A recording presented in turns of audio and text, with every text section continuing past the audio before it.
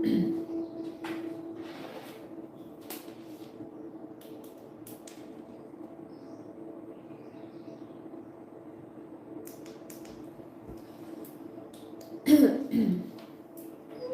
की good morning, बेहद की गुड मॉर्निंग। बेहद की परम महाशांति है। सभी बेहद की आत्माओं का, परम आत्माओं का, दिव्य आत्माओं का परम परम स्वागत है परम शांति मेडिटेशन एंड मोटिवेशन चैनल में। मैं साक्षी आप सबका स्वागत करती हूँ डेली लाइफ मेडिटेशन में 5:30 से 6:30। तो कैसे हैं आप सब? आशा करती हूँ आप सब अच्छे होंगे, बेहद के आनंद में होंगे, बेहद की खुशी में होंगे। तो आज हम मिलकर शुरू करने वाले हैं हमारा डे 2 हमारे बेहद ज्ञान कोर्स का दूसरा दिन। तो आशा करती हूँ आपने पहला जो डे 1 का है एपिसोड देखा होगा और आपको उसमें कुछ लाभदायक इंफॉर्मेशन भी मिली होगी, कुछ ज्ञान रिवाइज हुआ होगा। तो आज जो हम बात करने वाले हैं वो बात करने वाले हैं कर्मा के ऊपर और लाइफ आफ्टर डेथ मतलब री इनकारनेशन के ऊपर। और आज हमें इसको सेकंड डे पे बात करने की क्यों ज़रूरत पड़ी है इसके बारे में भी जानने वाले हैं। ठीक है, तो फटाफट ज्वाइन हो जाइए। आपको मेरी आवाज़ सबको सही ढंग से आ रही है राइट? एक बार कंफर्म कर दीजिएगा प्लीज़।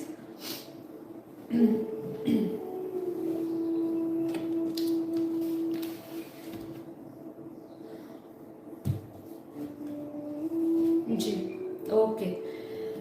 तो देखिए, अभी हमें कर्म और री इनकारनेशन की एज ए सेकेंड चैप्टर की में बात करने की क्या ज़रूरत है। हमने अपने आत्मा के विषय में जाना, ठीक है। हमने ये जाना कि शरीर जो है वो आत्मा से अलग है। आत्मा और शरीर दोनों अलग है। जब अपने अस्तित्व की बात आती है तो हमें ये जानना होगा कि हमारा जो अस्तित्व में आता है वो अस्तित्व ये शरीर का नहीं है। ये शरीर तो केवल एक साधन है और इस साधन के द्वारा हम लोग अपना जो जन्म प्राप्त किया है उसका एक विशेष कारण है। अब जब हम आत्मा और शरीर के भेद को समझ लिया तो हमें सबसे पहले अब समझना होता है कि ये आत्मा की यात्रा को भी समझने से पहले जो आगे आने वाले चैप्टर्स में आएगा उसके बीच में एक बहुत सारी चीज़ होती है कि हमने जब आत्मा को समझ लिया तो अब जो यूनिवर्सल लॉज है, जो आत्मा से संबंधित जो सिद्धांत है,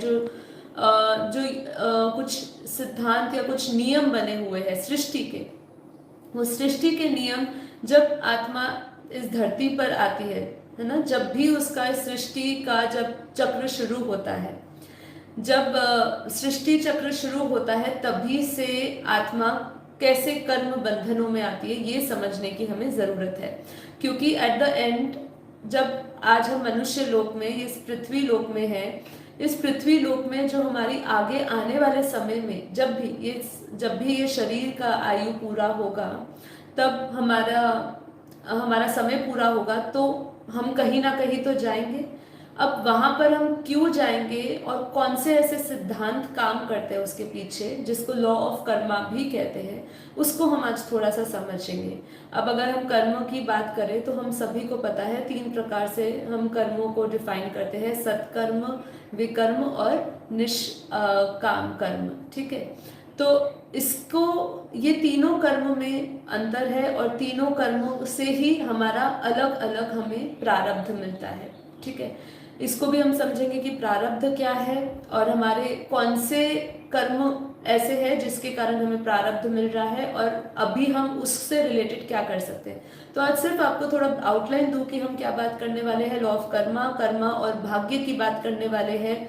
कर्मों को समझने के लिए अंडरस्टैंडिंग ऑफ कर्मा की बात करने वाले, कार्मिक साइकिल की बात करने वाले हैं, री इनकारनेशन की बात करने वाले हैं, स्पिरिचुअल ग्रोथ और कर्मा के बीच में कैसे हम रिलेशन एस्टैब्लिश कर सकते हैं, हम अपने जो कार्मिक पैटर्न्स है वो क्या होते हैं और उसको हम कैसे क्लियर कर सकते हैं उसकी बात करने वाले हैं। और transformation of your negative Karma, जो हमारे नेगेटिव कर्मास बन चुके हैं हम उसको कैसे बदल सकते हैं। और सबसे इम्पॉर्टेंट बात, क्या नए कर्म बंधन बनाने से हम रोक सकते हैं। हम कंटिन्यूसली इस पूरे कॉस्मोस, इस पूरे यूनिवर्स ब्रह्मांड की एनर्जी से भी इंटरैक्ट करते रहते हैं, स्थूल में भी करते रहते हैं, सूक्ष्म में भी करते रहते हैं।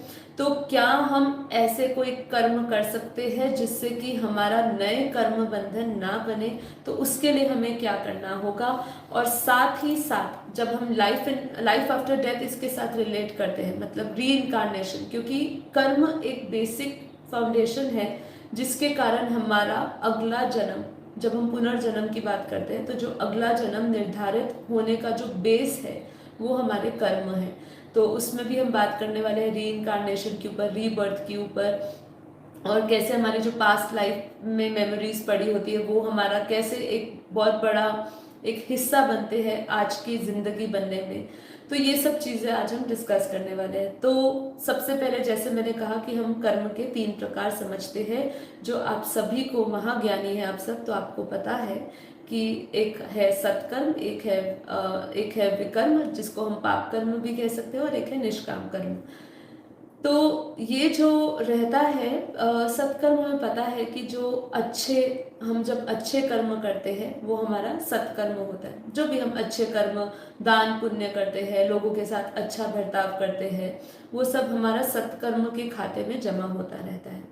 अब जब हम पाप कर्म की बात करते हैं तो जैसे कि नाम ही अपने आप में सब कुछ बता रहे हैं कि हम जब गलत कर्म करते हैं, पाप करते हैं, तो वो हमारे पाप कर्म विकर्म बनते हैं, ठीक है।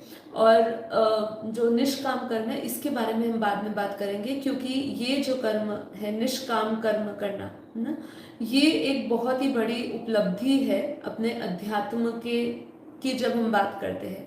क्योंकि अध्यात्म में जब हम मुक्ति, मोक्ष, जीवन मुक्ति, ऐसे जब हम शब्दों की व्याख्या को समझते बैठते हैं तो यहाँ पे एक निष्काम कर्म बहुत बड़ा एक रोल प्ले करता है। इसलिए भगवान श्री कृष्ण ने भी गीता में निष्काम कर्म करने के लिए हमेशा कहा है। तो इसकी बात हम आने वाले एपिसोड में धीरे धीरे बात करेंगे इसके बारे में, ठीक है। अब बात आती है कि हम अभी जो जी रहे हैं प्रारब्ध में, अभी जो हमें मिला हुआ है, करंट लाइफ जो है, वो हमें किस बेसिस पे मिली हुई है, ठीक है। क्योंकि ये जानना बहुत ज़रूरी है, क्योंकि जब आपने आत्मा के विषय में जान लिया, शरीर के विषय में जान लिया, तो भी एक ऐसी चीज़ है जो है दुख। दुख हमें हमेशा परेशान करता रहता है। अब जब तक आत्मा को कर्मों का ज्ञान नहीं होता, वो उसके राज को नहीं समझता, तब तक वो दुखी ही रहेगा। इसीलिए ये जो आज हम बात कर रहे हैं, जिसको हम थ्योरी ऑफ कर्मा कहे, लॉ ऑफ कर्मा कहे, ये जब कर्मों को समझना इसीलिए ज़रूरी हो जाता है।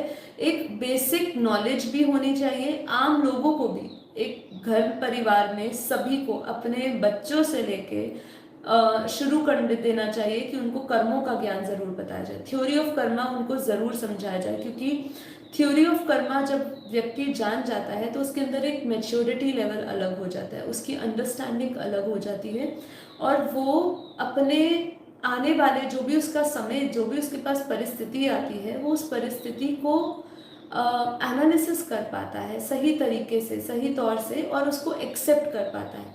इसलिए कर्मों को जानना बहुत ज़रूरी है। तो अभी जो हमें जन्म मिला है, अभी जो भी हम पा रहे हैं इस जन्म में, वो हमारे संचित कर्म से हमें मिला है। संचित कर्म क्या है? संचित इज कलेक्शन।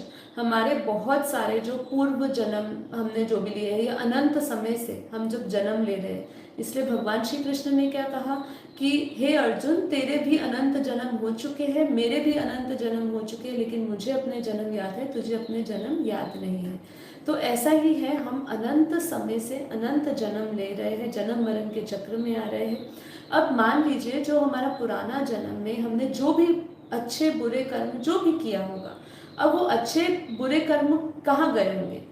तो जो हमने उस दिन अपने फर्स्ट डे की क्लास में भी समझा था कि हम कहते हैं कि आत्मा खाली हाथ जाती है, खाली हाथ आती है। उसके अंदर एक सबसे बड़ा रेवोल्यूशन में हमें ये समझना है कि आत्मा अपने साथ अपने कर्म और संस्कार के साथ जाती है, ठीक है। उसका सूक्ष्म, हमने सूक्ष्म और कारण शरीर की बात करी थी पहले एपिसोड में। तो हमें समझना होगा कि आत्मा जब जाती है उसके साथ उसका सूक्ष्म शरीर भी जाता है, और सूक्ष्म शरीर में उसकी सभी भावनाएं और सभी कर्म उसके रिकॉर्ड होते हैं। अब जब वो शरीर छोड़ती है तो आत्मा अपने साथ कैरी फॉरवर्ड करती है, कैरी फॉरवर्ड क्या करती है, अपने कर्म जितने भी उसने किए हुए थे। इसीलिए इम्पॉर्टेंट हो जाता है कि आप इस जीवन में अच्छे कर्म करें, क्योंकि जो हम पिछले जन्म का कुछ हिस्सा, सारा नहीं तो कुछ हिस्सा, सारा भी हो सकता है, कुछ हिस्सा उसमें से परमात्मा, मतलब हम इसमें परमात्मा को बीच में नहीं लाएंगे, पर वो ऑटोमेटिकली आपके साथ, आपकी आत्मा के साथ वो आता है। अब जो आप संचित कर्म लेकर आए उसके अकॉर्डिंगली आपको प्रारब्ध मिल जाता है, जिसको हम डेस्टिनी भी बोलते हैं। ठीक है, अब ये बात आती है, हम अभी भाग्य जो डेस्टिनी है उसकी और कर्म की भी बात करेंगे, लेकिन अभी हम वापस अपने प्रारब्ध के ऊपर आते हैं कि इसके बाद क्या। अब हमें प्रारब्ध मिल गया, अब अभी भी जो जिस प्रारब्ध के साथ हम आए हैं उसमें भी हम कभी जन्म लेते ही सुख भोगते हैं, कभी शरीर का रोग भी भोगते हैं। तो ये सब भी कहाँ से आ रहा है? तो एक हो गया अपनी डेस्टिनेशन, हमने अपनी डेस्टिनी हमें मिल गई, हमने अपना एक प्रारब्ध मिल गया जो हमें फिक्स्ड रूप से मिल गया है। ठीक है, लेकिन उसके बाद भी हमारे जो कर्म साथ में आए हैं उसके अनुसार हमें अपना आगे आगे का जो हमारा जो अभी करंट लाइफ है वो भी हमारे उसके अनुसार चलती रहती है। कुछ जो संचित कर्म हमने इकट्ठे करे हैं और वो कर्म हमारे इस जन्म में फॉरवर्ड हुए। अब सबसे बड़ी बात आती है तीसरा आता है क्रियामन कर्म।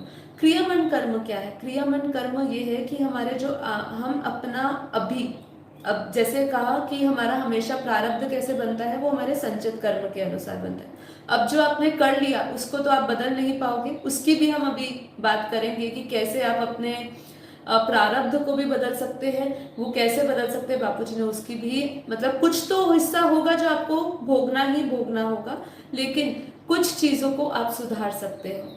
ठीक है, तो उसको सुधारने के लिए हमें अभी जो हमारा करंट लाइफ है उसके अंदर जो क्रियामन कर्म है, मतलब जो अभी आप क्रिया में कर रहे हो, जो अभी आप कर्म कर रहे हो, उससे आप अपना नया जीवन बना रहे हो, वापस अपनी एक नई लाइफ बनाने जा रहे हो, जो आगे आने वाले समय में वापस प्रारब्ध बन जाएगा।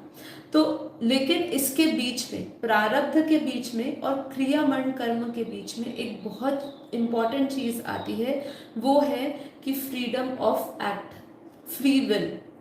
आपको एक फ्रीडम ऑफ एक्ट मिली है, आपको चॉइसेस मिली है, आपको अपने जीवन का चुनाव करने के लिए कि आपको अपना जीवन कैसा बनाना है, उसका चुनाव, उस तक पहुंचने के लिए उसका चुनाव करना आपके लिए संभव है। कैसे? एक्ट, अपनी जो भी हम एक्ट करेंगे, अर्थात जो भी हम क्रियाएं कर रहे हैं या जो हम कर्म में अभी हाल में ला रहे हैं, उससे हम अपना आगे आगामी आने वाला जो हमारा जन्म होगा उसको हम सुधार सकते हैं। इसीलिए कहा कि आप जब जन्म लेते हैं, जब मनुष्य रूप में आते हैं, तो ज्ञान के द्वारा हमें मुक्ति और जीवन मुक्ति का परिचय होता है कि हमारा जन्म इस संसार में अलग अलग योनियों में भटकने के लिए नहीं हुआ है। हमारा जन्म हुआ है कि हम इस जीवन में, मनुष्य जीवन जो हमें प्राप्त हुआ है, उससे हम मोक्ष या जीवन मुक्ति को प्राप्त हो। यदि हमने ज्ञान को नहीं प्राप्त किया तो हमारा ये निश्चय रूप है कि हम बार बार जन्म लेंगे ही लेंगे, और हो सकता है कि हमें 84 लाख योनियों में भी जाना पड़े। ठीक है, इसीलिए यहाँ पे कर्मों के साथ साथ हमें ये री इनकारनेशन की भी बात आ जाती है। दोनों में एक बहुत ही गहरा संबंध है, क्योंकि री इनकारनेशन कर्मों के आधार पर ही होता है। ठीक है, तो ये हमें सबसे पहले एक तो ये समझना है, जहाँ पे आया कर्म, जहाँ हमारा आया संचित कर्म, जहाँ हमारा आया प्रारब्ध, और एक आया क्रियामन कर्म। और हमने ये भी समझ लिया कि कौन से कर्म होते हैं, सत्कर्म, पाप कर्म अर्थात विकर्म, और हमारा जो तीसरा भाग आया है वह निष्काम कर्म, जिसको हम आने वाले और डिटेल में समझेंगे। अब आता है कि क्या हम अपना प्रारब्ध बदल सकते हैं, क्या हम अपने कर्मों के द्वारा जो अभी हम कर रहे हैं, जो हमारा संचित जन्म लेकर, संचित कर्मों के आधार पर जो हमें अभी जीवन प्राप्त हुआ है, क्या हम उसमें कोई हेर फेर कर सकते हैं?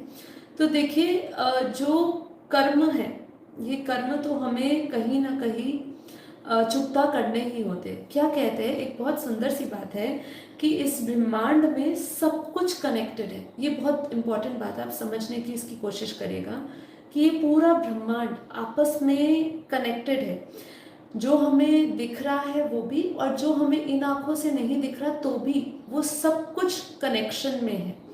तो क्या कहते हैं कि जो कर्मों के जो कनेक्शन है वो पूरे इस ब्रह्मांड की बात करें या इस पूरे कॉस्मोस की बात करें उससे जुड़ा हुआ है। आपके अच्छे बुरे कर्म जो है वो कर्मों के जो वाइब्रेशन, जो कर्मों की जो ऊर्जा है, जो कर्मों से जो एनर्जी पैदा होती है, फिर से समझिए इसको कि आपके अच्छे बुरे गलत कर्म जैसे भी कर्म हो उससे जो ऊर्जा उत्पन्न होती है, उस कर्मों की जो ऊर्जा उत्पन्न होती है उसके जो वाइब्रेशंस होते हैं वो उससे एक वाइब्रेशंस जन्म लेते हैं। ध्यान से, जो भी आप कर्म कर रहे हो, जो भी अच्छे या बुरे, उससे एक ऊर्जा पैदा हुई और उससे एक वाइब्रेशंस जन्म लेते हैं। और वो जो वाइब्रेशंस है वो वाइब्रेशंस का इंटरेक्शन पूरे ब्रह्मांड के साथ लगा रहता है। मतलब आपके जो वाइब्रेशंस के अंदर जो उसका सब एटॉमिक लेवल पे भी उसका जो इंटरेक्शन है वो लगातार हमारे पूरे ब्रह्मांड के साथ लगा रहता है ना। अर्थात कहने का मतलब मेरा ये है कि जब भी हम, जैसे हमने कल बात करी थी कि यदि हमें आत्मा तक भी जाना है तो हमें स्थूल से सूक्ष्म की ओर जाना पड़ेगा। तो जब भी हम कर्मों की भी बात करते हैं तो कर्म केवल मन वचन और कर्म, तीन तरह से हम कर्म करते हैं। मतलब सिर्फ वाचा में आने से, सिर्फ उसको एक्ट करने से वो कर्म हमारा नहीं बनता, मन से हमारा सबसे बड़ा कर्म बनता है। मतलब जो हमारे सोच और विचार से जो हम कर्म निर्मित करते हैं उसका बहुत बड़ा एक पोर्शन काम करता है हमारे जीवन में, क्योंकि हमारा प्रत्येक कर्म एक एनर्जी के रूप में एक सूक्ष्म लेवल पे उसकी वाइब्रेशंस रिलीज होती है और वो कहीं ना कहीं सूक्ष्म में पड़ा रहता है। इसीलिए सबसे इम्पोर्टेंट काम यहाँ पे आता है कि आप चाहे वाचा से, चाहे अपने शब्दों से, चाहे कर्मों से अच्छे कर्म करो या ना करो, मन से आपको जो कर्म है वो बहुत ही अच्छे करने चाहिए, क्योंकि उसका जो प्रभाव है, उसका प्रभाव, उसके वाइब्रेशंस पूरे ब्रह्मांड में जाते हैं। केवल इस ब्रह्मांड नहीं, यदि आत्मा बहुत ही पावरफुल है, यदि आत्मा दूसरे कई ब्रह्मांडों से आई है, यदि आत्मा बेहद की आत्मा है, हमने अपने पहले चैप्टर में हद और बेहद की आत्माओं में भी थोड़ा अंतर समझा कि जो बेहद की आत्मा होती है वो बेहद के वो परम प्रकाश से बनी होती है, और जो हद की आत्मा है वो हो सकता है एक दो तत्वों की हो, फिर उसके अंदर आकाश तत्व की काली बनी हो। तो जो हाई पावरफुल आत्माएं हैं उनके जो वाइब्रेशंस है वो केवल इस धरती लोक तक सीमित नहीं होते, उनके वाइब्रेशंस, उनकी जहाँ तक उनकी शक्ति जा सकती है, जहाँ से वो आए हैं वहाँ तक वो ट्रैवल करने की शक्ति रखते हैं। इसलिए मन से किया हुआ जो भी आपका सोच या विचार जो भी आप पैदा करते हैं उससे भी हमारा एक सूक्ष्म कर्म बनता रहता है। हम हमेशा लगातार अपने एक कर्म बनाते रहते हैं। जैसे कि कहते हैं कि साधु या सन्यासी आप बन जाते हैं, अपने आप को एक गुफाओं में बंद कर ले, कमरे में बंद कर ले, लोगों से ना मिले, कुछ भी ना करें आप, ठीक है, ना किसी से बात करें, मौन व्रत धारण कर ले, ना आप किसी से मिले, आप किसी के संपर्क में नहीं आओ, तो भी मान लीजिए कि ऐसे भी कई लोग हैं, लेकिन फिर भी वो अपना कर्म बनाते हैं क्योंकि उनका मन शांति, वो विचारों से लगातार कर्मों में जुड़े हुए हैं। जैसे कि कहने का मतलब ये है कि एग्जाम्पल देती हूँ कि आप अपना सारा ध्यान अपने किसी प्रियजन में लगाए हुए हैं, तो जिसके साथ आप, जिसके बारे में निरंतर सोच रहे हैं उसके साथ आपका कर्म बंधन बना हुआ है। आप चाहे आपका कोई दुश्मन हो, ठीक है, और आप चाहते हो कि वो आपकी जिंदगी से निकल जाए, आप उसके साथ कोई संबंध नहीं रखना चाहते, लेकिन अगर वो आपके दिमाग में पड़ा हुआ है, उसकी स्मृति पड़ी है, उसकी यादें पड़ी हुई है, तो आपका उसके साथ कर्म बंधन बना रहेगा। इसीलिए बापूजी ने क्या कहा हमेशा कि सोचते हुए नहीं सोचना, सोचना स्वरूप नहीं बनना।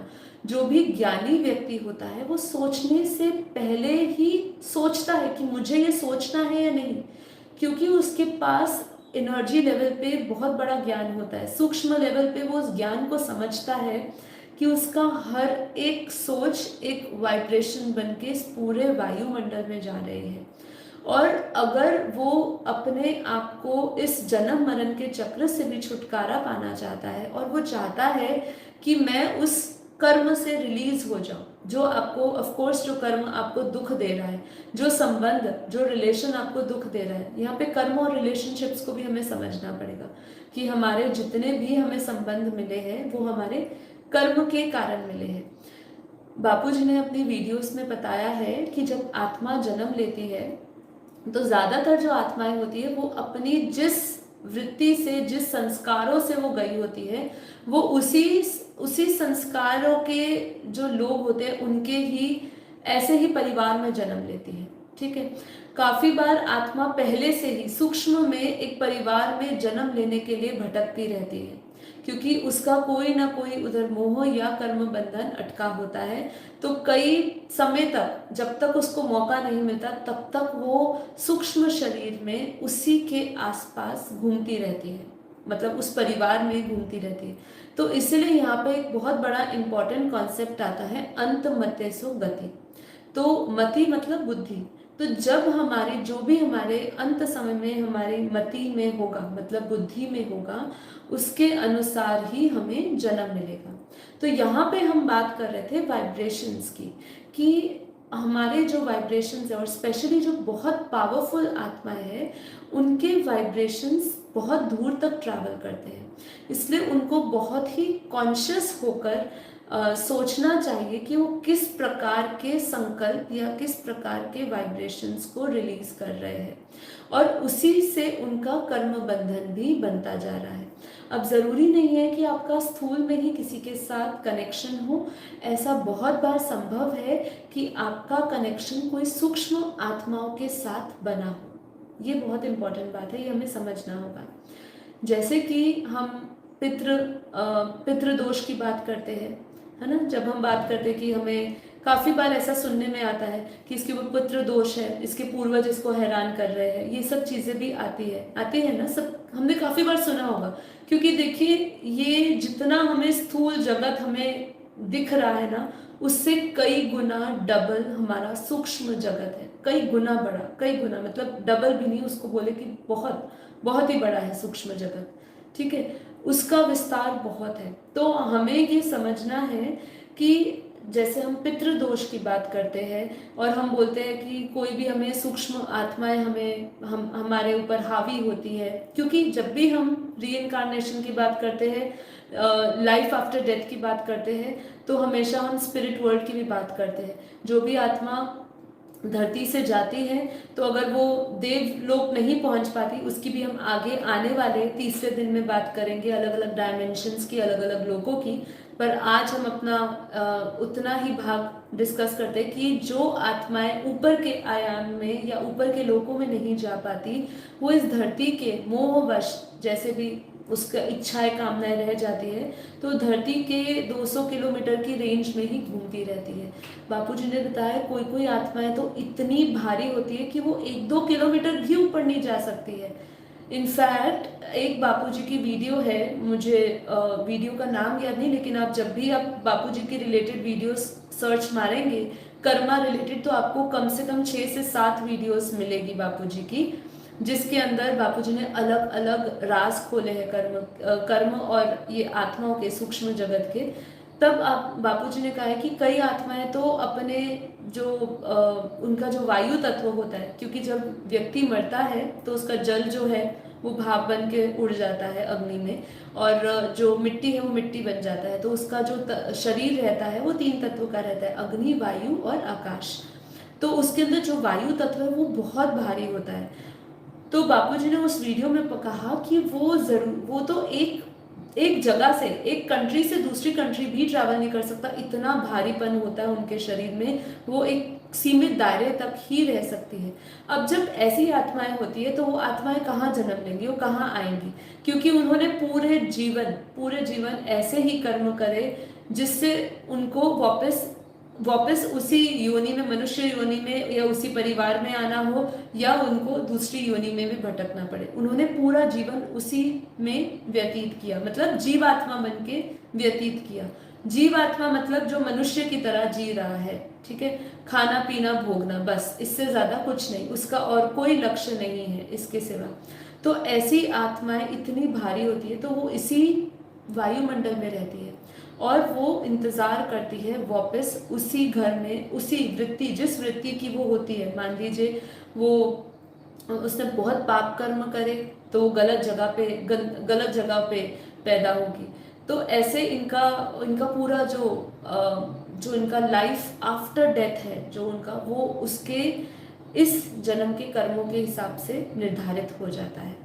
ठीक है, तो ये हमें समझना है कि सूक्ष्म सूक्ष्म लेवल पे हमारी एनर्जी वाइब्रेट होती है और हम अपने संकल्पों का प्रभाव भी डाल के हम अपने कर्म बंधनों में फंसे रहते हैं। ठीक है, तो इसके लिए हमें क्या समझना है कि कार्मिक साइकिल्स और कार्मिक पैटर्न्स को समझना होगा। अब हमारे जो संस्कार में, जो हमारे चित्त में पड़ी हुई वृत्तियां हैं, ऐसे हमारा एक फिक्स्ड, हम जो भी हमारे संस्कार बने हुए हैं उसके अनुसार हम एक पैटर्न फॉलो करते रहते हैं, उसके अनुसार हमारा एक कर्म बंधन लगातार बना रहता है।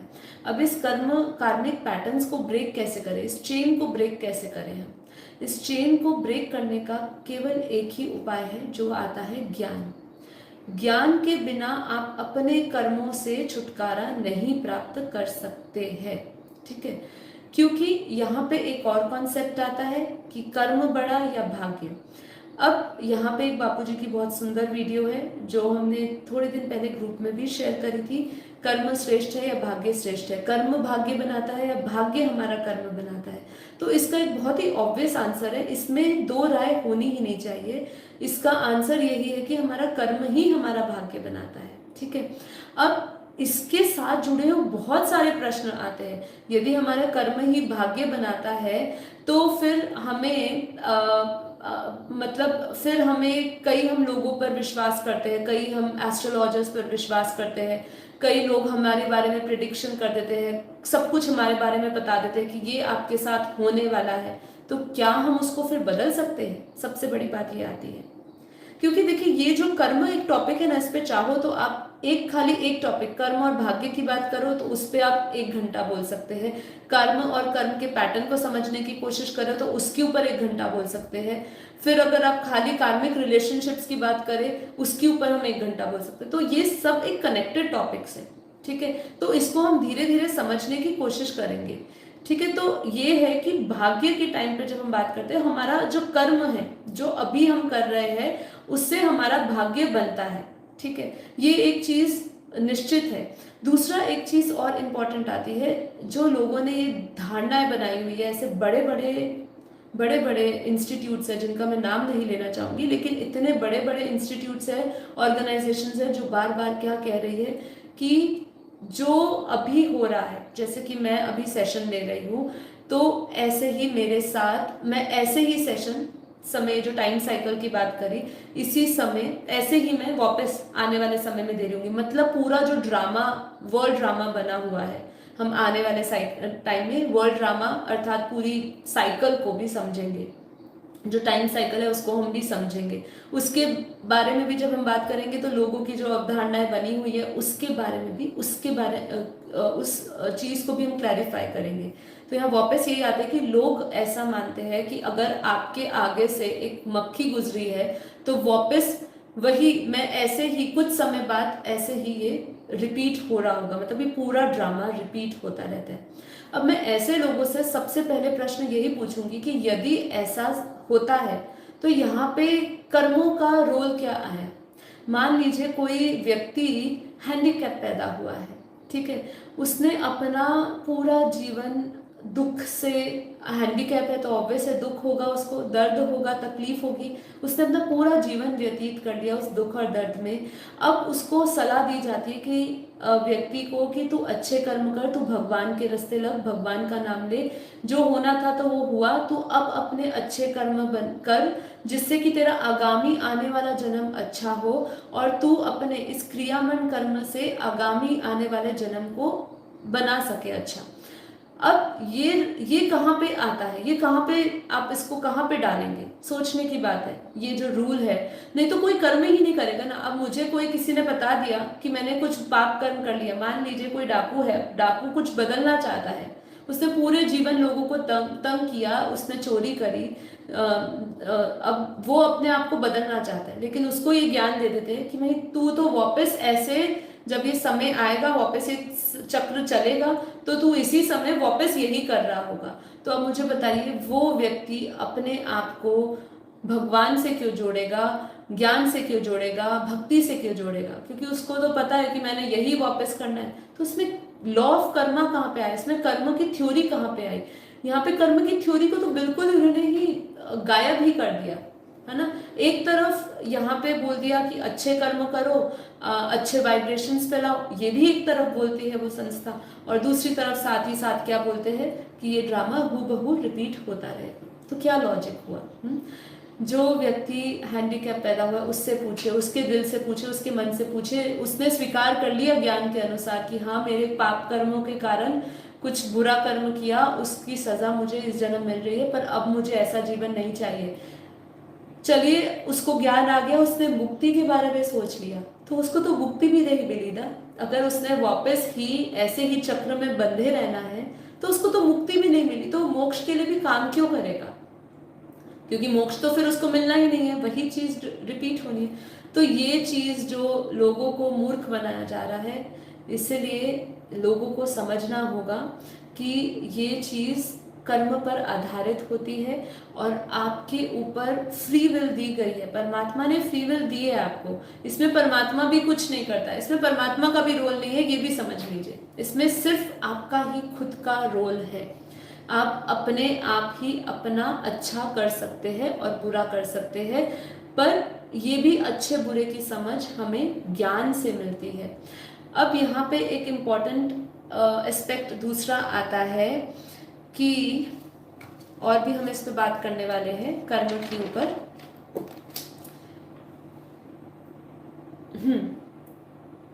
कि हमारे कर्म, जो कर्मों की बात होती है या प्रारब्ध की बात होती है, कब बनने, सबसे पहले कब हमारा प्रारब्ध बना होगा या हम कब से ये कर्म शुरू हुए होंगे।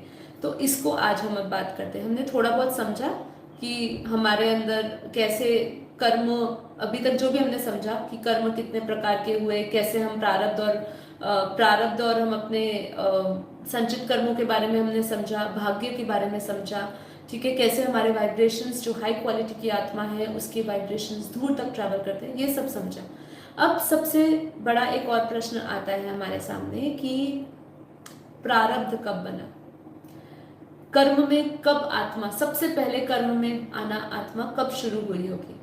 तो यहाँ पे हमारा बेहद का ज्ञान हमें समझाता है, बापूजी समझाते हैं कि जब भी सृष्टि की रचना हुई, ब्रह्मा ने जब इस सृष्टि की रचना की है, जब भी देखिए आत्मा की 3 अवस्था की बात करी थी हमने, साकारी, आकारी और निराकारी, ठीक है।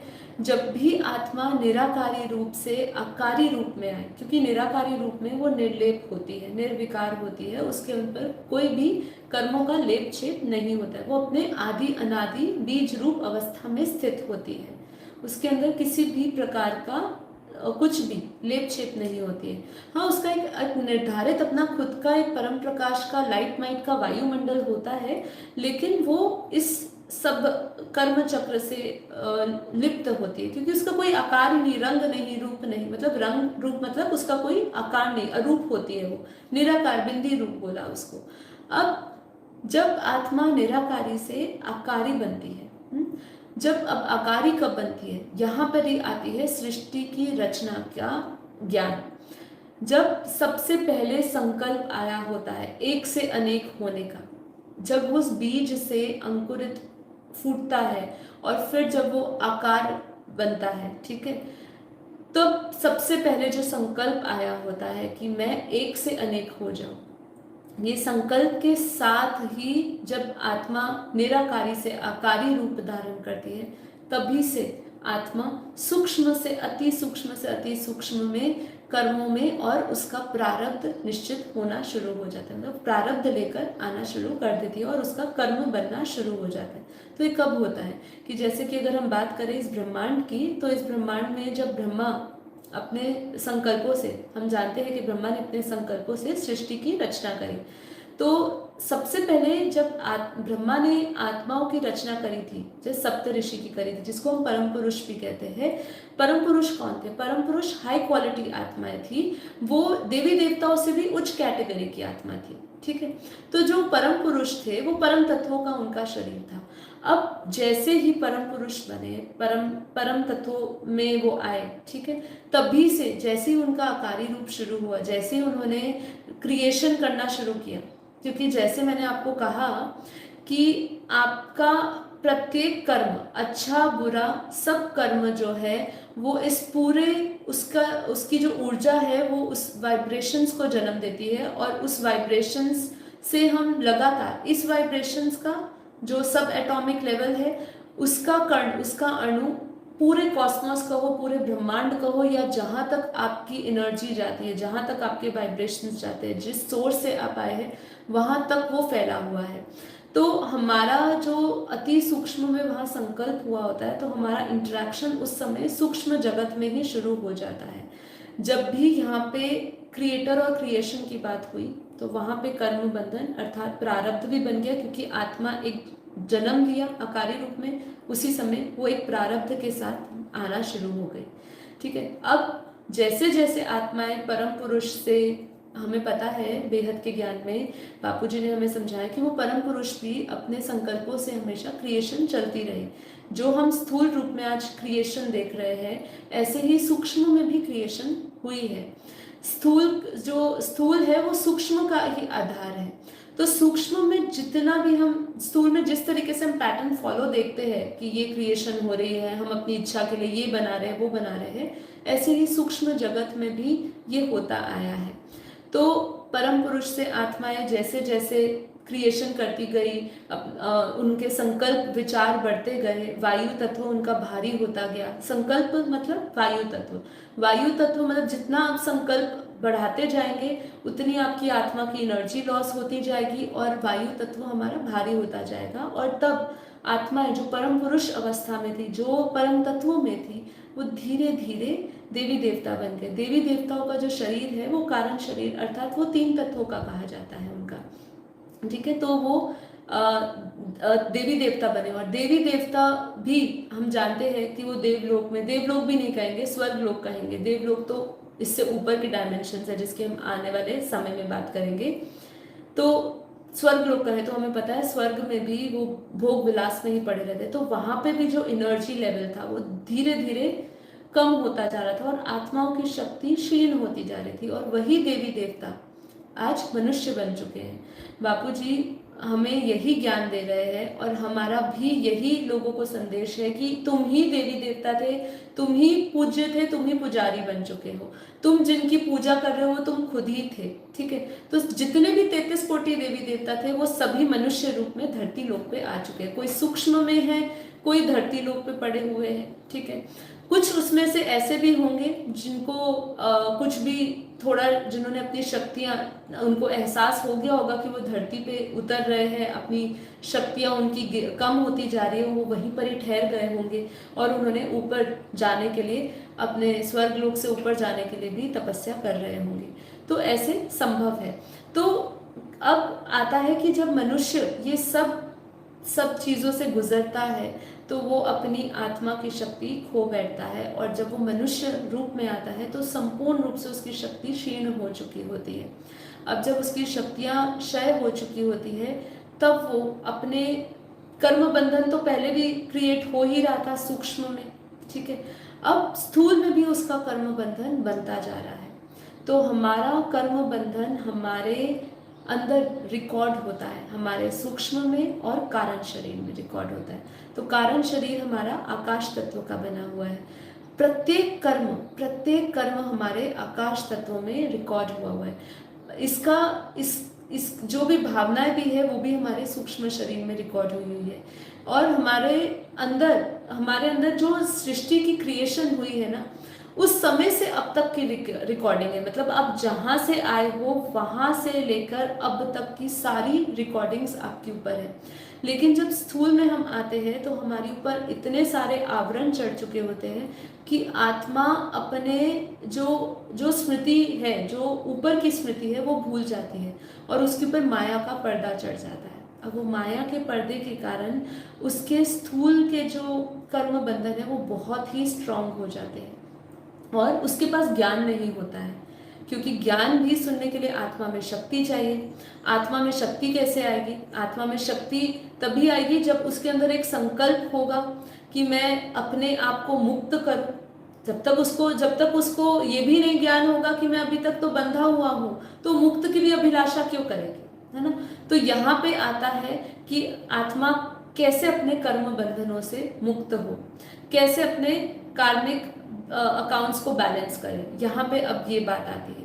तो यहाँ पे भगवान हमें क्या बताता है, परमात्मा हमें क्या बता रहे हैं और हमें बेहद का ज्ञान क्या बता रहे हैं। बेहद के ज्ञान में बापू जी ने बताया है कि आत्मा को अपने कर्म बंधन चुकता करने ही पड़ते हैं, लेकिन एक तरीका है जिससे वो अपने कर्म बंधनों को चुकता कर सकता है। जब वो सर्व संबंध भूलते हुए, जैसे हमें भगवान श्री कृष्ण गीता में बता रहे हैं, सर्व संबंध भूलते हुए, कैसे सर्व संबंध भूलोगे? देह और देह के सर्व संबंध भूलो। देह और देह के सर्व संबंध भूलते हुए आत्म स्वरूप में स्थित होते हुए तू मुझ परमात्मा को याद कर, मैं तेरे सारे पापों का विनाश करूंगा। अब ये भगवान कृष्ण गीता में कह रहे हैं और बापू जी भी यही बता रहे हैं। अब हम ये समझ तो लिया, देह और देह के सर्व संबंधों को भूलते हुए आत्म स्वरूप में स्थित होने का ज्ञान तो आत्मज्ञान मिल गया, लेकिन इस अवस्था को कैसे प्राप्त किया जाए? अब यहाँ पे आता है कि हम ऐसी कौन सी शक्ति ले जिससे हमारे कर्म भस्म हो जाए, क्योंकि कर्म हमारे रिकॉर्ड है कारण शरीर में। अब यहाँ पे हम बात करते हैं दवा और दुआ की, क्योंकि ये उसी से ही संबंधित है। जब हम कोई भी हमारे अंदर शरीर में भी रोग आता है ना, तो वो सबसे पहले हमारे स्थूल शरीर में नहीं आता है, वो हमारे सूक्ष्म शरीर में पहले आता है सबसे पहले। क्योंकि हमने जो भी हमारे अंदर लाइक मेंटल स्ट्रेस होता है, जैसे कोई डिप्रेशन स्टेट आती है हमारे लाइफ में, या कोई भी हमारे जब संचित जन्म के कर्म प्रारब्ध के रूप में हमारे आगे आते हैं और हम अज्ञानतावश जब हम उसको भोगते भोगते दुखी होते हैं, तो हमारे अंदर वो शोक से बहुत सारे रोग उत्पन्न होते हैं। अब जब शोक से रोग उत्पन्न हुआ तो वो हमारे सूक्ष्म शरीर में, सूक्ष्म शरीर की सभी जो सेल्स है, सूक्ष्म सेल्स जो है वो डिस्चार्ज हो जाते हैं और उसका प्रभाव हमारे स्थूल शरीर पे आता है, राइट। अब बात यहाँ पे आती है कि दवाई से, बापूजी ने अपनी एक वीडियो में कहा कि हम दवा से कई हद तक अपने सूक्ष्म शरीर को भी हील कर सकते हैं, ठीक है। लेकिन जब कारण शरीर की बात आती है, क्योंकि सारे कर्म हमारे बंधन जो है वो कारण शरीर में रिकॉर्ड हुए हैं, आकाश तत्व में रिकॉर्ड हुए हैं, उससे मुक्त होने के लिए, उस रोग से लड़ने के लिए जो हमारे कारण शरीर में पड़े हुए रिकॉर्डिंग्स है, जिसके कारण हमारे सूक्ष्म शरीर में रोग है, सूक्ष्म से हमारे स्थूल शरीर में हम देख रहे हैं, उसको कैसे भस्म करें? उसके लिए हमें अपने सोर्स से जुड़ना होगा, हमें अपने कारण शरीर को चार्ज करना होगा। अब कारण शरीर को चार्ज करने के लिए हमें कौन सी शक्ति चाहिए? वो डिवाइन लाइट चाहिए, परम प्रकाश की शक्ति चाहिए। केवल इस यूनिवर्स की शक्ति से कुछ नहीं होगा, ब्रह्मांड में जो कॉस्मिक एनर्जीज पड़ी है उससे कुछ नहीं होगा।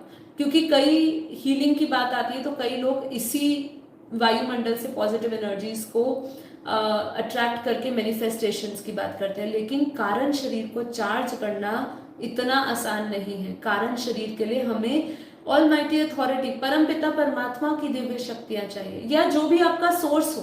क्योंकि यदि आत्मा उस लेवल की नहीं है, केवल कृष्ण या राम अवतार तक की है, उनका जन्म सिर्फ कृष्ण अवतार के टाइम पे हुआ या 5000 साल पहले हुआ, तो वो जब अपने सोर्स से जुड़ के उनसे डिवाइन लाइट लेगी तो उसके कारण शरीर में पावर आएगी, कारण शरीर चार्ज होगा, उसका आकाश तत्व चार्ज होगा, आकाश तत्व बढ़ेगा, और आकाश तत्व जब बढ़ेगा उसके जितने भी कर्म रिकॉर्ड हुए हैं आकाश तत्व में, वो सब चार्ज होंगे उसके।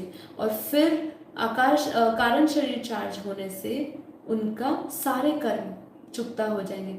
फिर वो अपना कारण शरीर से, अगर आत्मा पावरफुल है, ठीक है, वो ऊपर से आई हुई है, तो वो कारण शरीर से महाकारण शरीर में भी बदलेगी। तो महाकारण शरीर क्या है?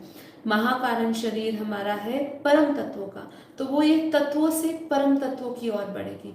और यदि आत्मा और भी पावरफुल है तो उसका परम महाकारण शरीर होगा। परम महाकारण शरीर मतलब परम प्रकाश का शरीर, तो वो उसमें रूपांतर होगी, तो उसके तब वो जीवन मुक्त को प्राप्त होगी।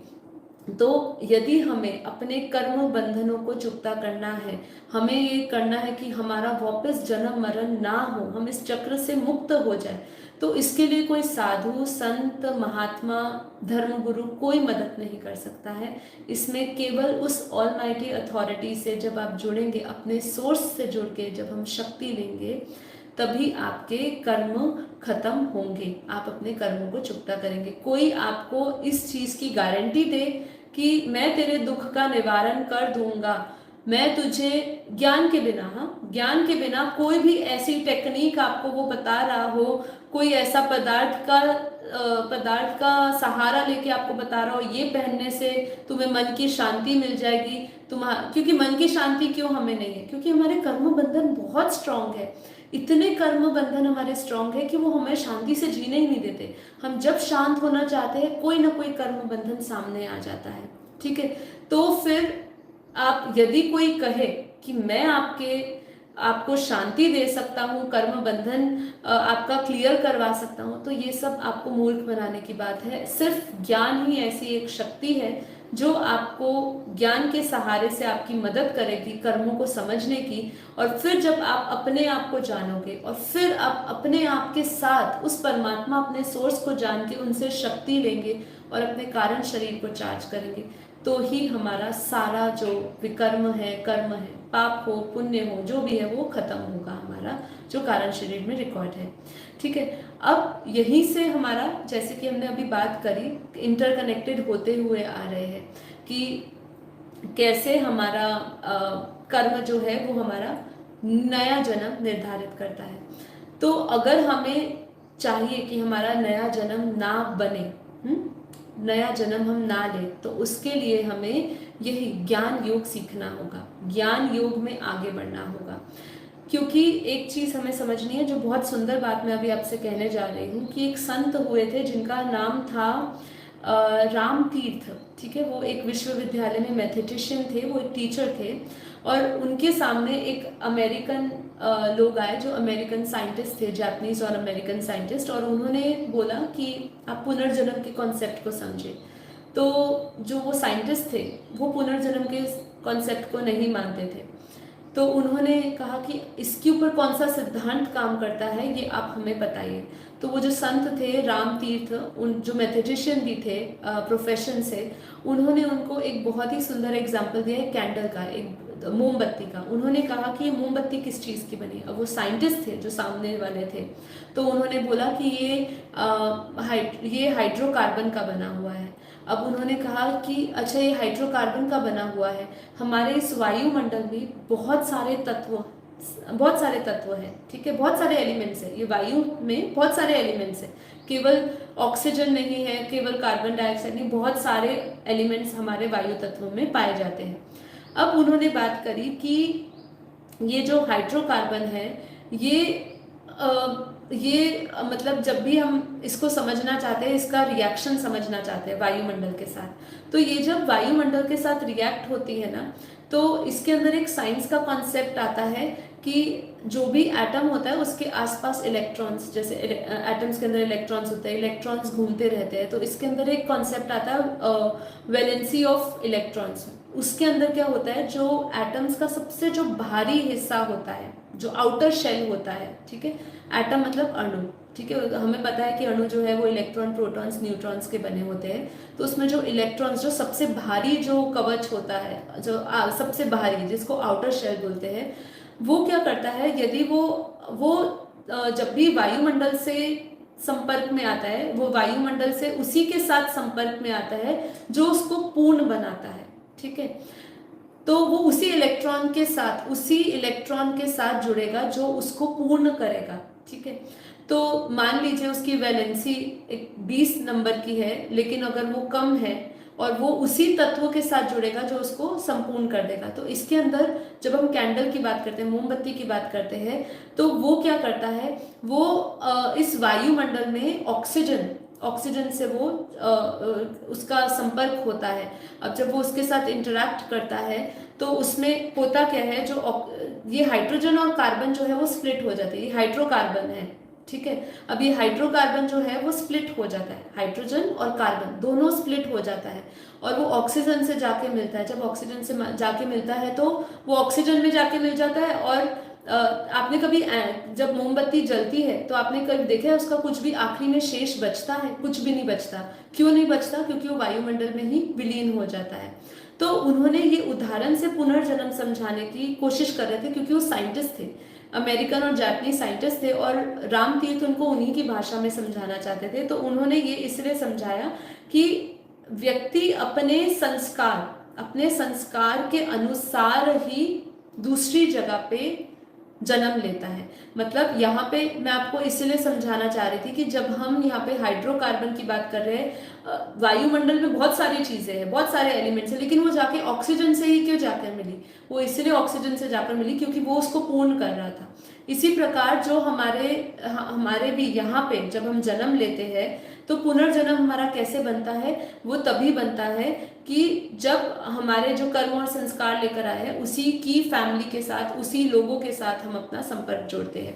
अब यहाँ पे सबसे इम्पोर्टेंट आखिरी बात आती है जिसके साथ हम अपना ये सेशन खत्म करेंगे कि हम इस जन्म मरण के चक्र से छूटने के लिए हमें क्या करना है। इस जन्म मरण के चक्र से छूटने के लिए हमें ज्ञान योग फॉलो करना है।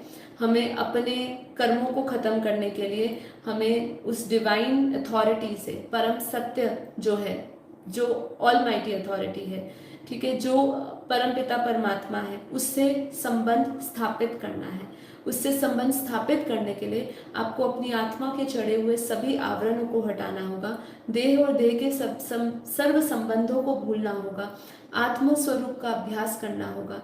और जब हम ये सब में सक्षम हो जाएंगे, फिर परमात्मा से हम शक्ति लेंगे, कारण शरीर चार्ज करेंगे। उसके बाद कारण शरीर चार्ज करने के बाद हमारे सारे जब पाप कर्म खत्म हो जाते हैं, उसके बाद भी हमारी एक यात्रा शुरू होती है, ठीक है। सूक्ष्म से भी कारण जगत में, कारण से भी ऊपर के अलग अलग डायमेंशन में आत्मा यात्रा करती है। ये यात्रा अनंत समय से वो करती आई है और अभी भी उसकी अनंत समय तक यात्रा चलने वाली है। लेकिन आगे आने वाले सेशंस में जो बहुत इम्पॉर्टेंट बात होने वाली है, जब हम टाइम साइकिल को समझेंगे तो हम उसके साथ टाइम, स्पेस और मैटर, ये तीनों चीज़ों को समझेंगे। जब हम इन सब चीज़ों के बीच में संबंध जोड़ेंगे तब हमें पता चलेगा कि यहाँ का जो हम दुख भोग रहे हैं और वहाँ का जो समय होगा वो एकदम अलग होगा। और इसीलिए ऊपर की दुनिया की जब हम बात करने जाएंगे तब हमारे लिए जो समय की गति होगी वो बहुत ही अलग होगी, बहुत ही अलग होगी। देखिए यहाँ पे ज्ञान बहुत यूनिक होता जाएगा।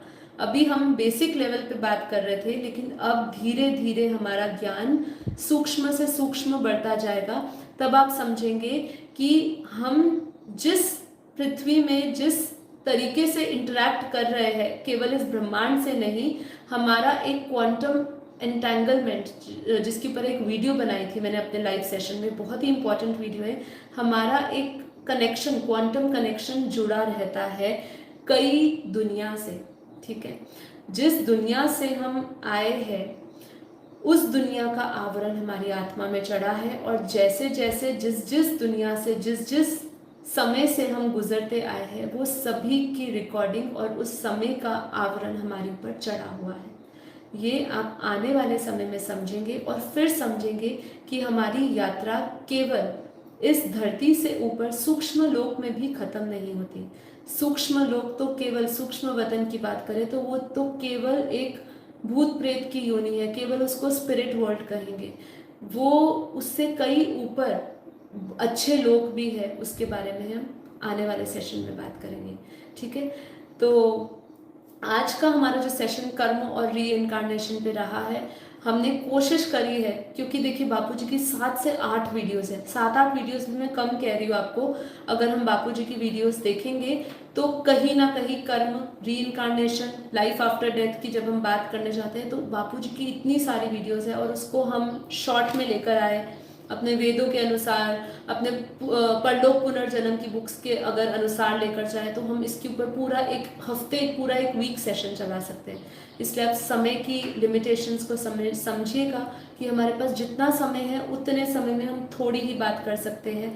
तो ये टॉपिक बहुत बड़ा है, जहाँ पे स्थूल जगत खत्म होता है, जहाँ पे सूक्ष्म जगत आता है, वहाँ पे विस्तार होना शुरू हो जाता है ज्ञान का। इनफैक्ट हम अपने स्थूल जगत को ही अच्छी तरह नहीं जानते। मैं आपको बोलूँ, यदि हम अपनी ये मटीरियलिज्म वर्ल्ड को ही अच्छी तरह जाने कि इसके अंदर भी कैसे एलिमेंट्स काम कर रहे हैं, इसकी कॉम्बिनेशंस को हम जब समझना शुरू कर दे तो हम अपने आप ही स्थूल से सूक्ष्म की ओर बढ़ जाएंगे, है ना। लेकिन हम ये स्थूल अपने मटीरियलिज्म, ये पदार्थ की दुनिया को ही अच्छी तरह नहीं जानते। इसको जाना तो सूक्ष्म को जानना बहुत ही आसान होता जाएगा, इसकी डेप्थ में हम अगर चले गए। पर हमें अब इसकी डेप्थ में जाने की ज़रूरत नहीं, हमें पता है सब बहुत जड़ है, ख़त्म होने वाला है। तो हम सूक्ष्म, अपनी बुद्धि को सूक्ष्म से और सूक्ष्म करते जाइए जैसे जैसे सेशंस बढ़ रहे हैं। तो आप बापूजी की वीडियोस को रेफ़र करिएगा, जितना हो सकता था हमने इस एपिसोड में लिया। अब हम नेक्स्ट 10 से 15 मिनट मेडिटेशन कर लेते हैं, और ये वीडियो को आप रिपीट करिएगा। अब हमारा जो सेशन होगा वो सैटरडे को होगा, राइट। अभी आज थर्सडे है, तो हमारा जो नेक्स्ट सेशन रहेगा वो सैटरडे रहेगा। इस सेशन को रिपीट करिए। काफ़ी सारी चीज़ें बहुत ही जल्दी में बताई गई है, उसके ऊपर मनन चिंतन करिएगा। हमारे पास समय का अभाव था, इसलिए हम इस गहराई से मनन चिंतन और नहीं कर सकते हैं। करना चाहे कर सकते हैं, लेकिन हमारी सेशंस बहुत बड़े हो जाएंगे, ठीक है। तो इसको बहुत ध्यान से सुनेगा, सूक्ष्म जगत को समझिए, ऊपर की दुनिया को समझिए, और इस स्थूल से सूक्ष्म की ओर बढ़ते जाइए। तो चलिए हम योग करते हैं। आंखें बंद कर लीजिए और अब थोड़ी देर के लिए रिलैक्स हो जाइए एकदम।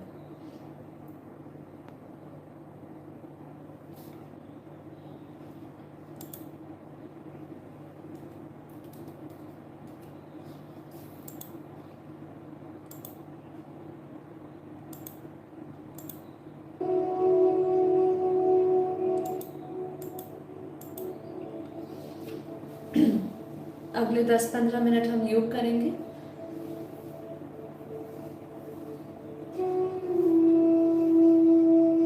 आंखें बंद करिए, अपने आप को एकदम रिलैक्स करिए, मन को शांत करिए। आज हम परमपिता परमात्मा से, हमारा जो क्रिएटर है, उनसे प्रार्थना करेंगे कि हे परमपिता परमात्मा, हमें इतनी शक्ति दीजिए, इतनी पावर दीजिए कि हम अपने ये सभी कर्मों से मुक्त हो सके, अपने पाप कर्मों से मुक्त हो सके, हम ये जन्म मरण से छूट सके। इतनी हमें शक्ति दीजिए, इतनी हमें पावर दीजिए, इतना हमें बुद्धि दीजिए ज्ञान समझने के लिए, हम कर्म बंधनों को स्वीकार कर सके, इतना हमें शक्ति दीजिए। हाँ, क्योंकि स्वीकार करने की शक्ति जो जिसमें है वो सब कुछ कर सकता है। तो स्वीकार करिए कि जो भी हूँ मैं, जैसा हूँ, उसके लिए कोई भी जिम्मेदार नहीं है। ना भगवान जिम्मेदार है, ना मेरे माता पिता जिम्मेदार है, ना मेरे भाई बहन जिम्मेदार है, ना कोई मेरा यार दोस्त इसके लिए जिम्मेदार है। मैं जो हूँ सिर्फ अपने कारण हूँ। जो जीवन मिला है मुझे मेरे कारण मिला है। अब अगर मुझे अपने जीवन में निराशा है तो उसको आशावादी बनने के लिए भी मैं ही ऐसा पुरुषार्थ, ऐसे कर्म कर सकता हूँ। और यदि मैं अपने जीवन में सुख का अनुभव कर रहा हूँ तो अपनी उस आनंदमय अवस्था को प्राप्त करने के लिए और उस ऊपर की और बढ़ने के लिए, अपनी आत्मा के अंतिम लक्ष्य तक, अंतिम यात्रा तक पहुँचने के लिए भी मैं ही पुरुषार्थ कर सकता हूँ। मुझे फ्री विल है, चॉइस दी है, मुझे बुद्धि दी है, परमात्मा ने विवेक दिया है। इसलिए उस विवेक का इस्तेमाल करें, बुद्धि का इस्तेमाल करें।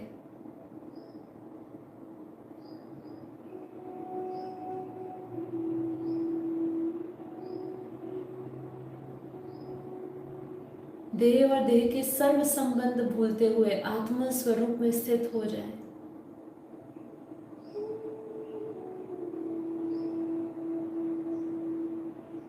जिनको मैं अपना कह रही हूँ वो मेरे अपने नहीं हैं। वो तो सिर्फ कर्मों का खेल है, वो तो सिर्फ कठपुतलियाँ हैं। जैसे मैं कठपुतली हूँ वैसे वो भी कठपुतलियाँ हैं, मेरे जीवन में एक रोल प्ले करने आए हैं। उनका रोल खत्म हो जाएगा, पार्ट पूरा हो जाएगा, वो मेरे जीवन से चले जाएंगे, वो छूट जाएंगे बंधन। इसलिए नष्टो मोहा बन, नष्टो मोहा स्मृति लब्धा। जितना हम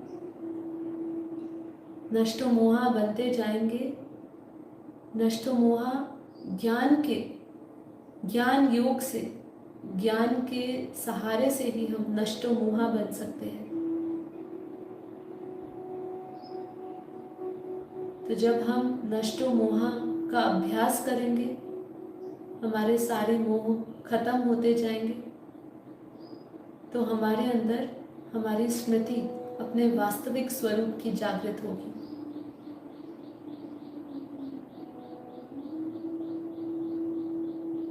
जब हमारे अंदर ये जगत और जगत से संबंधित जितने भी संबंध हैं वो लुप्त होंगे, तो हमारा स्वरूप प्रकट होगा।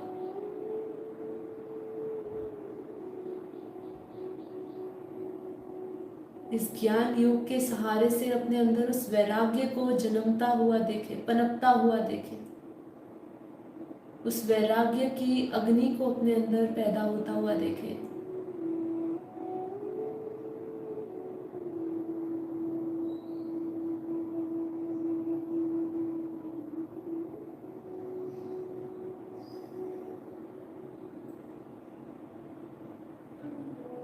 अपने अंदर वो प्रबल इच्छा, उस प्रबल संकल्प से अपने आप को जोड़े जो बार बार आपको जीवन मुक्ति की ओर लेकर जाए, कि अब मुझे इस धरती लोक पे नहीं आना है।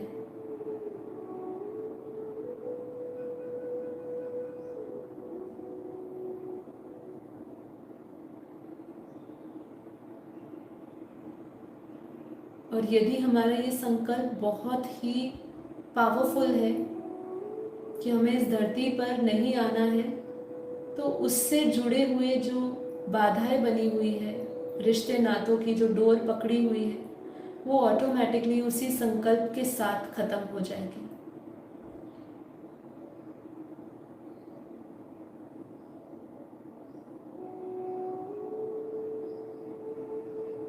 इसी ज्ञान चिंतन के साथ साथ अब अपना सारा ध्यान अपनी आत्मा में केंद्र करें।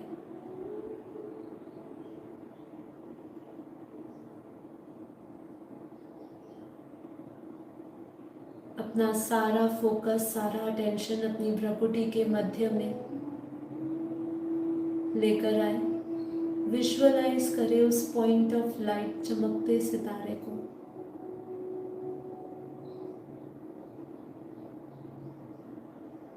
विजुअलाइज करें प्रकाश को, एक प्योर वाइट लाइट, चमकता हुआ सितारा।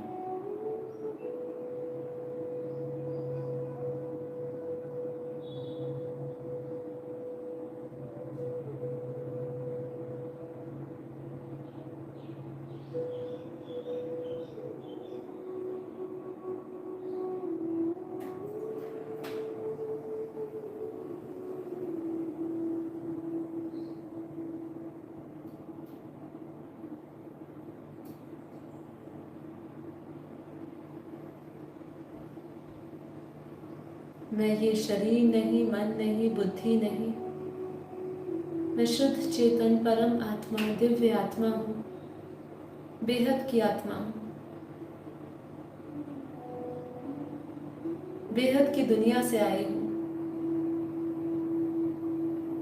बेहद की शक्तियाँ हैं।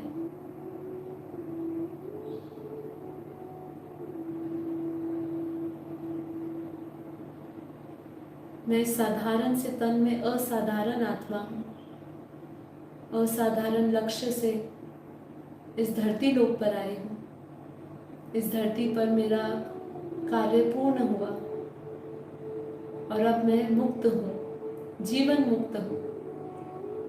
अपनी आत्मा की उस अवस्था का अनुभव करें, अपने भीतर उस वाइब्रेशंस को फील करें,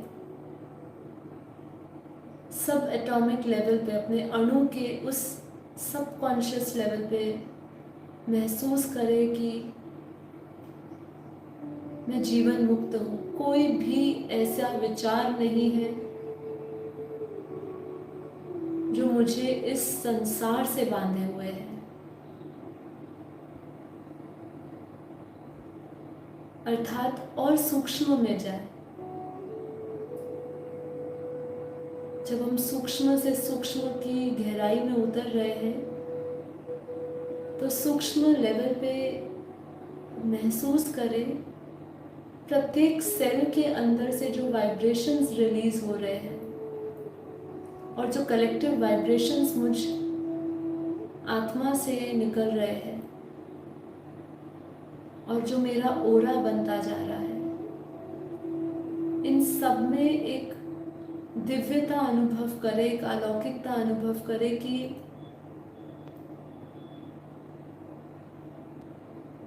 इसका किसी के साथ कोई कनेक्शन नहीं है।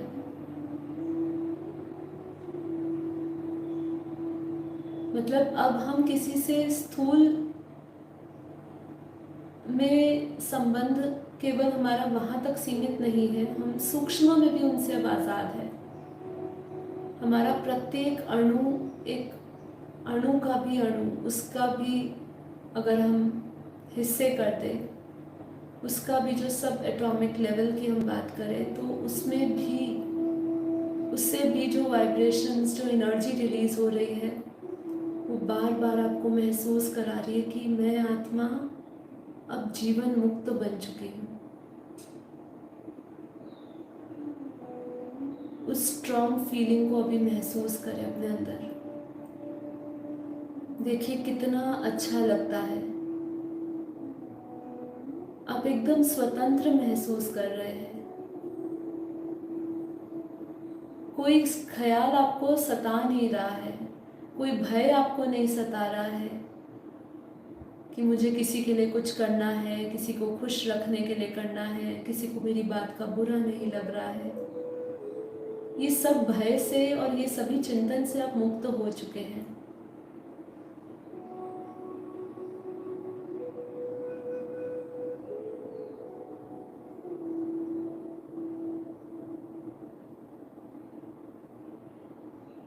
अपने उस प्रकाशित स्वरूप को देखें जहाँ मैं बेहद की आत्मा, बेहद के अरबों खरबों सूर्य के भांति परम परम परम प्रकाशित हूँ।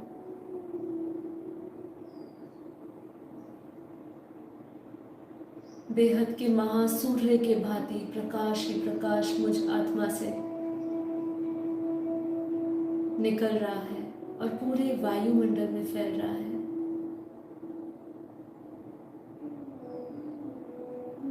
मुझ आत्मा से मेरी जो परम अवस्था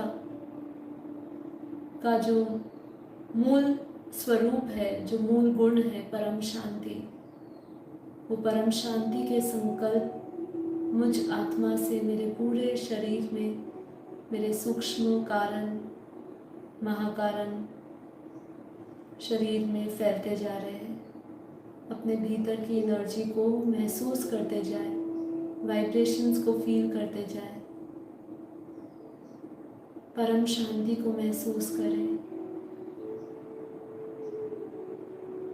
परम शांति के महासंकल्प के वाइब्रेशन से भी हम अपने सभी कर्म बंधनों से चुकता होते जा रहे हैं।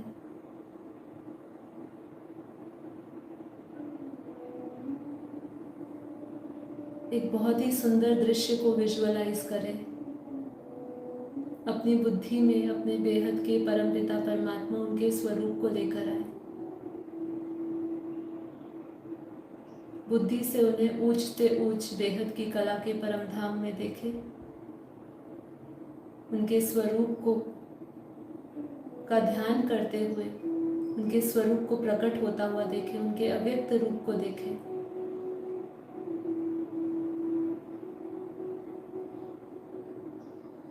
मैं बेहद की आत्मा, अपने बेहद के परम पिता परमात्मा बेहद के दादाजी को उनके चित्र में विचित्र रूप में देख रही हूँ और उनके मस्तक से बेहद का प्रकाश, बेहद की लाइट मेरे मस्तक में आ रही है। फील करें उस एनर्जी को अपने मस्तक में, फील करें अपने मस्तक में उस परम प्रकाश को, परमात्मा शक्ति को, परमात्मिक पावर को।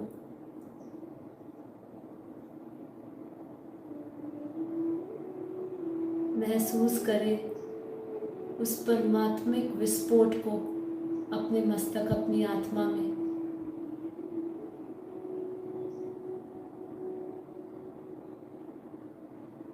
उस परमात्मा विस्फोट की किरणें पूरे शरीर में फैली हुई है।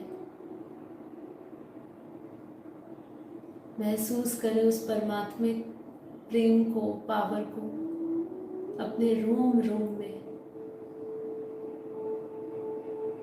अपने स्थूल शरीर में, सूक्ष्म शरीर में, कारण शरीर में। डिवाइन लाइट, दिव्य शक्तियां, परम प्रकाश मुझ आत्मा में आ रहा है। बेहद का परम प्रकाश बरस रहा है।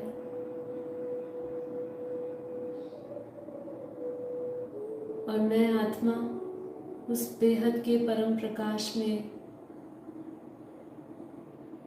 स्नान करती हुई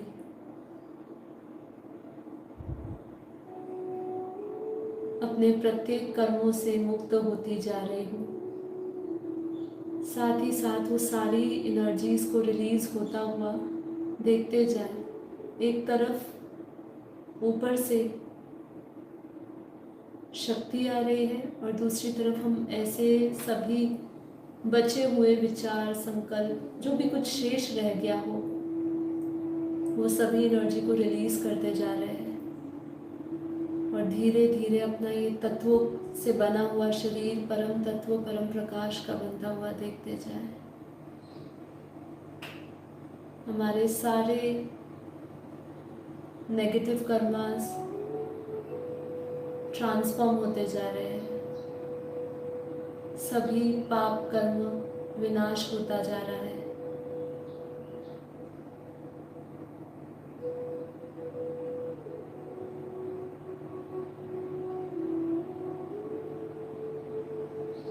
पंच महाभूत से बना हुआ ये शरीर आकाश, वायु, अग्नि, जल, मिट्टी, पंच तत्व अर्थात पांचों तत्व परम प्रकाश से भरते जा रहे हैं।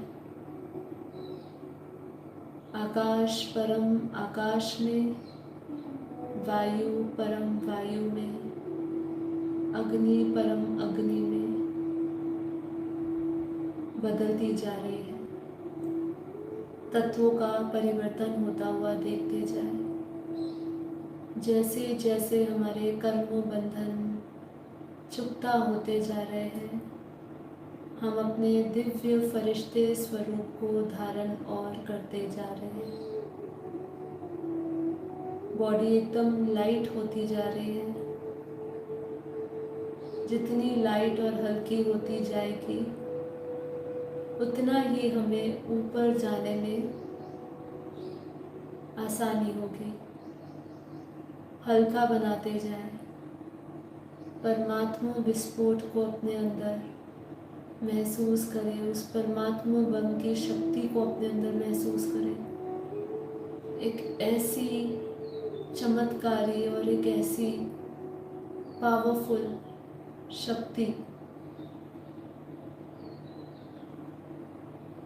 जो मेरे प्रत्येक कण में, प्रत्येक अणु में समाहित है।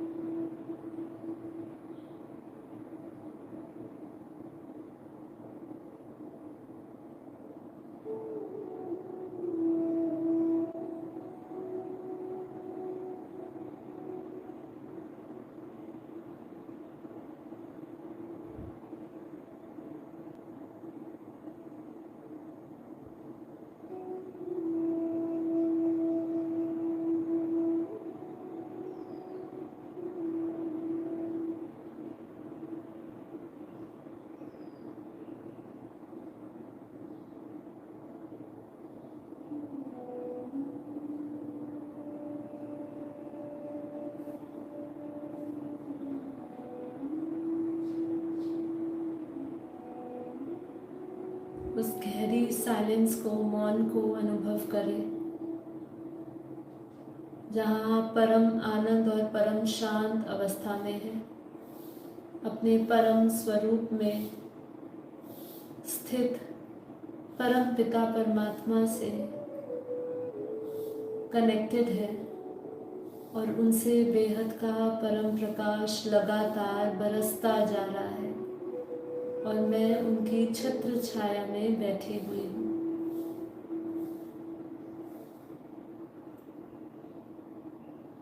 इसी का अनुभव अपने दिनचर्या में चलते फिरते कर्म करते हुए निष्काम भाव से, निष्काम भाव अर्थात बिना किसी इच्छा से कर्तव्य बुद्धि के साथ कर्म करते जाए। कोई भी कर्म निष्काम भाव से किया हुआ कर्म बनाता नहीं है, हमें बांधता नहीं है। प्रयास करते जाए कि आत्मा का चिंतन परमात्मा में लगा रहे।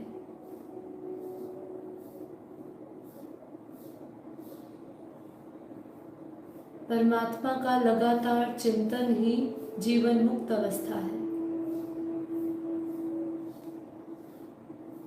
जिस समय हमें उस परमात्मा चिंतन से हम अलग हुए,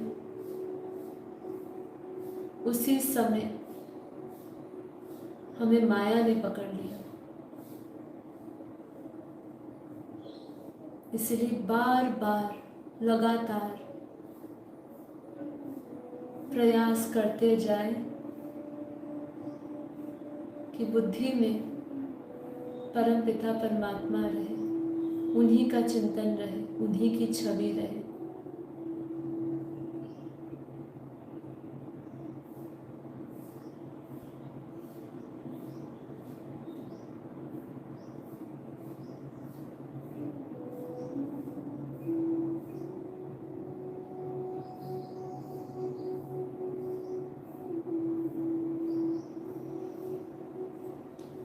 परम शांति, बेहद की परम परम परम महाशांति है, महाशांति है, महाशांति है।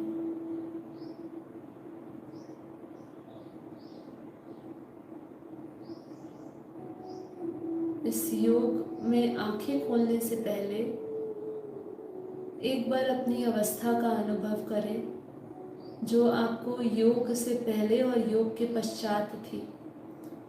अर्थात इस सेशन से पहले और सेशन के बाद जिस ज्ञान से हम भरे हैं, बेहद के ज्ञान से, बेहद के दादाजी ने हमें वो ज्ञान दिया है जिसके मनन चिंतन से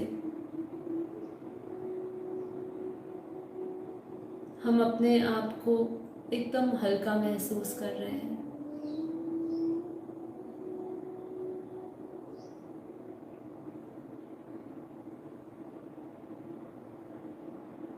ज्ञान की महिमा को समझते हुए उसके लाभ से अपने आप को भरे। ज्ञान के इतने लाभ हैं कि आप हर क्षण अपने अंदर उस परिवर्तन को महसूस करेंगे और बाहरी परिवर्तन हो ना हो आप इसकी चिंता भी नहीं करेंगे। आपकी ऐसी अवस्था आ जाएगी।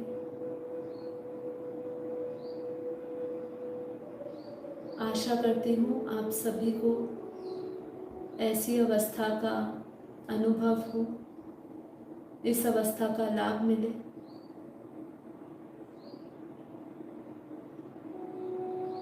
बेहद के कर्म करें। बेहद के कर्म क्या है? बेहद के कर्म है ज्ञान योग सेवा धारणा। ये सब्जेक्ट में अव्वल होना है। बेहद का कर्म हमारा है कि हम बेहद के अपने स्वरूप में स्थित होने का अभ्यास करते रहे। हर समय निरंतर व्यक्त में रहते हुए उस अव्यक्त स्थिति को बनाने का अभ्यास करें। जो मार्ग कठिन लगता है, उसी मार्ग पर जो हमें अंतिम उपलब्धि होती है ना, वो उपलब्धि का जो परम आनंद मिलता है वो अलग ही होता है, उसका नशा अलग ही होता है। इसलिए कठिन रास्ता है, इससे भयभीत ना हो, इससे विचलित ना हो और इस रास्ते पर रखिए, एक कदम रखिए। मुझे पूर्ण विश्वास है कि हम एक कदम रखेंगे तो परम पिता परमात्मा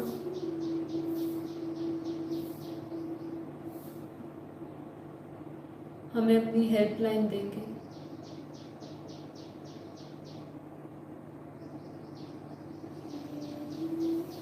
परम शांति। दोनों हथेलियों को घिसे, हथेलियों को आंखों पे रखें और हथेलियों के भीतर अपनी आंखें खोल सकते हैं।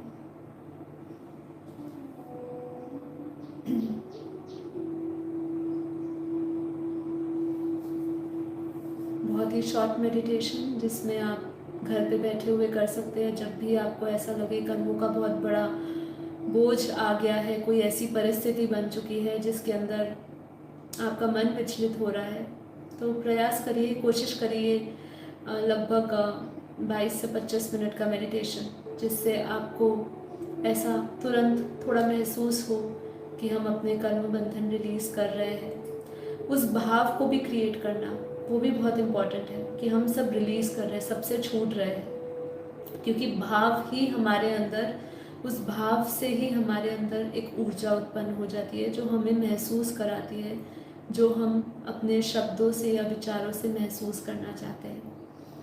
ठीक है, तो आज के लिए इतना ही। आप सभी का धन्यवाद, आप आए और इस सेशन के साथ जुड़े। यदि आपको ये सेशन पसंद आया हो तो प्लीज़ इसको लाइक शेयर कमेंट करिए, अपना प्यार बरसाइए और लोगों तक शेयर करिए। देखिए, लाइक शेयर कमेंट तो अपनी जगह, शेयर करिए।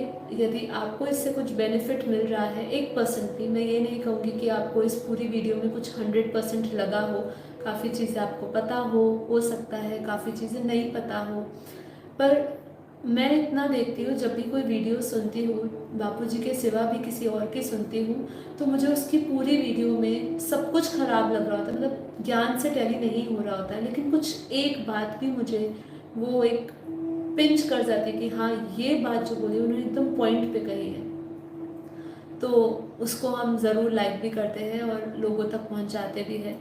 तो अभी कोशिश करिए, यदि आपको अच्छी लगी, नहीं लगी हो तो कोई दिक्कत नहीं। तो अब हम नए ऊर्जा, नए ज्ञान से परसों मिलेंगे। कल का भी सेशन होगा हमारा, कल का एपिसोड हमारा नॉर्मल चर्चा रहेगी, ज्ञान की चर्चा भी रह सकती है आज से थोड़ा बहुत संबंधित, लेकिन आज का हमारा मेन सेशन था। कल हम बहुत लाइटली कुछ डिस्कस करेंगे और अपना बेहद का योग करेंगे। तो कल भी ज़रूर आइएगा। और अब हम मिलेंगे परसों अपने डे 3 से। डे 3 में हमारा लाइफ इन डिफरेंट डायमेंशंस, ऊपर के लोगों की बात करना शुरू करने वाले हैं हम लोग, तो ज़रूर आइएगा। तो आप सभी का धन्यवाद, माँ बापू जी को कोटि कोटि नमन। सभी का दिन शुभ रहे, प्रकाश से भरा रहे, परम शांति से भरा रहे, सर्वदा कल्याण हो। सभी को परम शांति मिले, परम शांति।